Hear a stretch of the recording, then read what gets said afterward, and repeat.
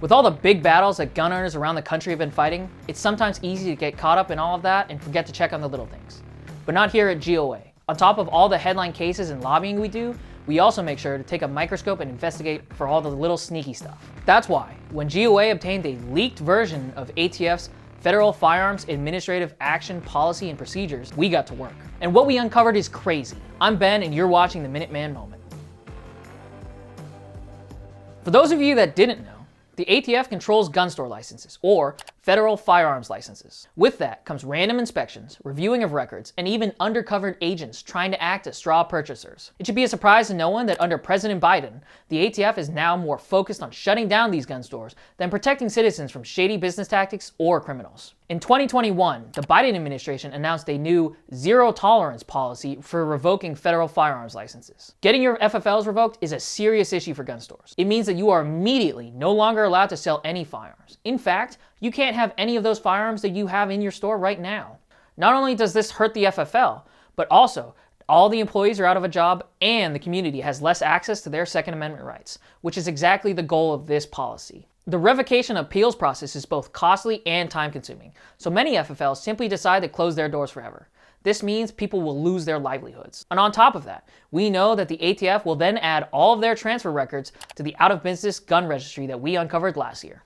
When an FFL goes out of business, it's required to send every firearms transaction form, or Form 4473, to the ATF, along with its bound book and other records. As of November 2021, ATF has turned nearly 1 billion of these records into an illegal national gun registry. According to the ATF, over 800 million of these records are already in an electronic format as of 2 years ago. Gun Owners of America has already proved that these are in a digital, searchable, and centralized registry, in violation of federal law. If you're unfamiliar with this, you can watch the video series we did on it last year. Of course, because ATF cannot enter a dealer's records into its registry until the FFL goes out of business, the Biden administration's mass license revocation strategy allows ATF to expand its national gun registry at an alarming rate. Now let's get into exactly how the ATF is going to do this. We were able to get our hands on both a copy of the new updated ATF order, which happened under the Biden administration in January 2022, as well as the old ATF order, ATF order 5370.1D. If you want to check out these versions for yourself, we'll also put that all in the description below. You've been warned though, they make for terrible bedside reading. That's why we saved you the trouble and have already read, compared, and analyzed them all. After we looked through the changes in the ATF's policy, it was clear that the Biden administration wants to weaponize the ATF's bureaucracy against the entire Second Amendment industry. According to data published by ATF and then analyzed by the Trace, it shows that ATF gun store license revocations are at their highest rate in 16 years. ATF revoked 92 licenses in 2022. That's the most since 2008. This is triple the number of licenses revoked, even though a similar number of dealers were inspected. Total number of licenses revoked in 2022 is even greater than in years where double the amount of stores were inspected. Now that's not all of it. Another 136 dealers received warning conferences, the steepest penalty ATF inspectors can recommend without revocation. The truth is, this new zero tolerance policy is harsh. A little too harsh. It's almost like it's intentional. A lot of honest gun stores are getting caught up in this new policy for making mistakes that would have been a warning in the past. In fact, between January and September of 2022, ATF field offices in Charlotte, Columbus, Houston, Louisville, New Orleans, and St. Paul revoked licenses more than they issued warning conferences. Warning conferences are a way less severe penalty than getting your license removed that would allow the FFL to fix their mistake while also remaining in business. So unless all of a sudden 2022 was the year of rogue and criminal FFLs acting crazy, it's clear that the ATF has changed its focus. They've decided that instead of regulating the gun industry, which is still wrong, to instead try and destroy it by whatever means possible, like eliminating access to firearms by putting as many gun dealers as possible out of business. Rather than work with FFLs so they don't make the same mistakes, this leak demonstrates that the ATF doesn't care about improving FFLs and that they just want to destroy them. Alright, now that I've told you about what's happening, it's time to break down how it's happening. GOA has these documents, which were not published or public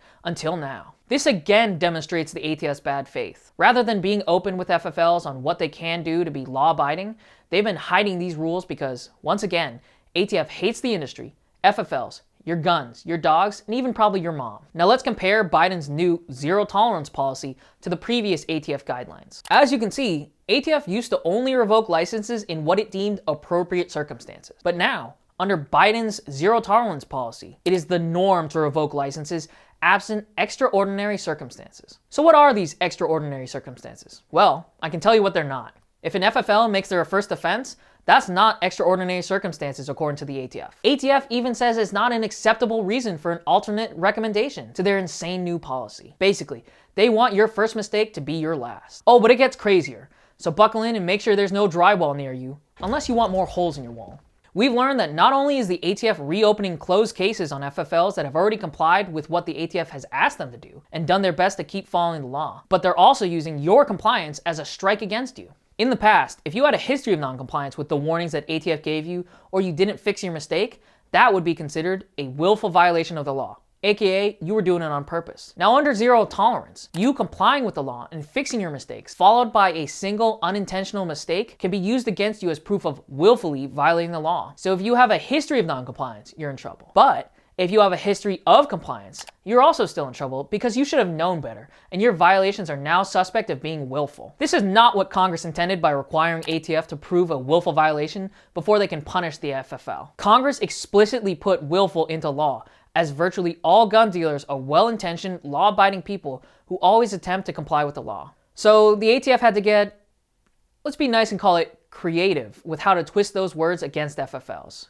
Now, among other things, ATF claims that a single 300-page manual, potentially given to an FFL decades ago, proves that they knew the law and thus willfully decided to violate it. Here's just one example. When ATF grants an FFL to a person, an ATF inspector is supposed to provide the new FFL with a copy, or merely even a link to, ATF's 300-plus page Federal Firearms Regulation Reference Guide. The FFL is then instructed to sign a form entitled Acknowledgement of Federal Firearms Regulations. This document is nothing more than the ATF manufacturing evidence designed to later be used against the FFL to revoke his or her license. So by the ATF's kooky logic, this person receiving the manual and signing their name means exactly the same as having read and understood every little thing in hundreds of these pages. If an FFL later accidentally violates one of these rules, well, that's too bad. According to the ATF, by signing the form, the FFL indicated that he understood all of the information provided by signing and dating the acknowledgement of the federal firearms rules and regulations. In other words, this process is being used as evidence of willfulness sufficient to revoke licenses. The end result then is that every single violation of any statute or ATF regulation is deemed to be willful, potentially leading to the loss of a license. Under this new zero tolerance regime, everything can and will be used against an FFL to yank a license if they make a mistake, even a history of good behavior. Now I can hear all you ATF agents in the comments typing away, oh well, but we still have warning letters. Well, that's pretty funny, because the ATF seems to have worked themselves into a catch-22. Warning letters are supposed to be issued if, during an ATF inspection, there are mistakes on 5% or more of records with a minimum of 10 instances in the FFL's record books. But under the new zero tolerance policy, the revocation of a gun store's license would be done at the first instance of inaccurate record keeping, as if one mistake constitutes a willful and false or fictitious written statement. That would be well before any warnings can be issued after a 10th instance, like the warning letters are said to be sent out for. Because ATF revokes licenses for all these so-called zero tolerance offenses, many mistakes now skip the traditional warning letter and warning conferences phases of ATF's supposedly fair and consistent guidelines for administrative remedies for violations. Instead, ATF proceeds straight to revocation. In monopoly terms, that's a do not pass go, do not collect $200. Now I can hear a lot of you asking, well, Ben, I'm not an FFL. Why does this matter to me? Well, if you like buying new guns, like that sweet Sons of Liberty 14.5-inch rifle, you're going to be affected too. Instead of going to your local gun store, you might have to travel a long way to find someone who hasn't been hit by this policy. Many well-intentioned gun stores and their employees are now guaranteed to lose their livelihoods if the ATF decides to construe an innocent mistake as a willful violation. The more FFLs the Biden administration shuts down, the less access Americans will have to their Second Amendment rights, and the more data the federal government will control about the identities of law-abiding gun owners in any given community. Yup, that's right. If you bought a gun at a gun store that recently closed down, your name, address, social security number, and the make and model and serial number of that gun have probably already been scanned from your Form 4473 and uploaded into ATF's digital searchable gun registry in West Virginia. You best hope that gun wasn't a braced pistol. Oh, I mean, an illegal short-barreled rifle in ATF terms. In addition to license revocation, ATF's zero tolerance policy further demonstrates that these anti-gun bureaucrats are more than happy to pull a gotcha moment on anyone who, regardless of intent, violates these agencies' numerous and complex rules. Now it's clear that the Biden administration is closing these gun stores so they can expand their illegal registry. So please, call your representative and tell them to co-sponsor Representative Michael Cloud's No Registry Rights bill. Also tell your senator and representative to defund the ATF and stop their tyranny. Thanks for watching, guys. I'll see you next time.